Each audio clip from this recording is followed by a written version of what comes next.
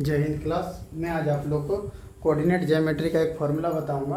Coordinate geometry, इसको हिंदी में क्या बोलते हैं, निर्देशांक ज्योमेट्री।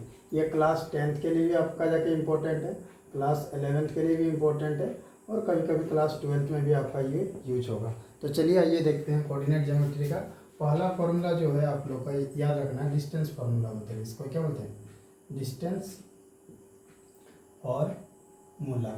इसी को हिंदी में अगर इसका नाम बोलेगा तो दूरी सूत्र। क्या बोलते हैं, दूरी सूत्र। ठीक है। अब डिस्टेंस फार्मूला क्या होता है तो देखिए, इसमें दो कोऑर्डिनेट पॉइंट रहेगा। एक कोऑर्डिनेट पॉइंट मान लीजिए कि ए है, दूसरा कोऑर्डिनेट पॉइंट क्या है, बी।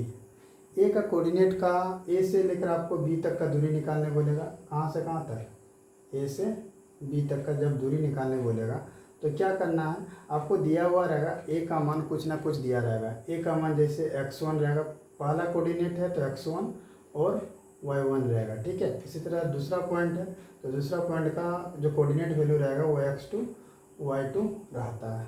ठीक है।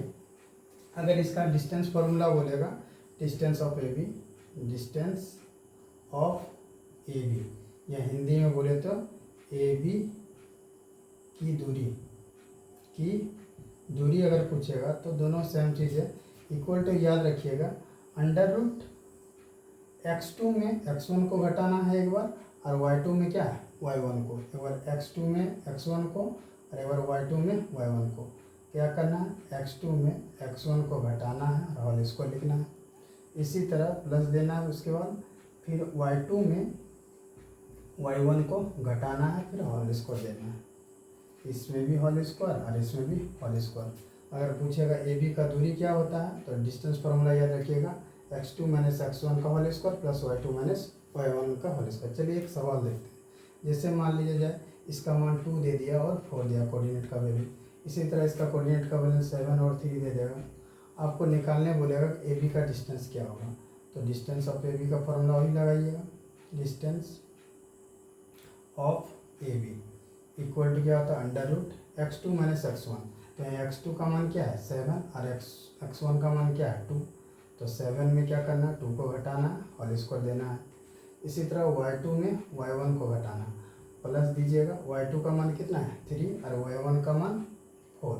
तो 3 माइनस 4 का होल स्क्वायर। अब चलिए देखते हैं, 7 में 2 गया तो क्या हुआ 5 का होल स्क्वायर, प्लस 3 में 4 गया तो -1 का होल स्क्वायर। अब देखिए 5 का स्क्वायर क्या हो जाएगा, 5 5 या 25, अब -1 का स्क्वायर क्या हो जाएगा, +1 ही होगा। और 25 और 1 यानी क्या है 26। इस तरह से आप डिस्टेंस फार्मूला का जितना भी सवाल आसानी से बना सकते हैं। याद क्या रखना है कि पहला जो कोऑर्डिनेट पॉइंट होता है उसको x1 y1 बोलते हैं। इसी तरह दूसरा जो कोऑर्डिनेट पॉइंट होता है x2 y2। उसके बाद मेन फार्मूला याद रखना है, distance of A B x2 minus x1 पे whole square plus y2 minus y1 पे होल स्क्वायर। जय हिंद। आज के लिए इतना है, नेक्स्ट क्लास कल करेंगे।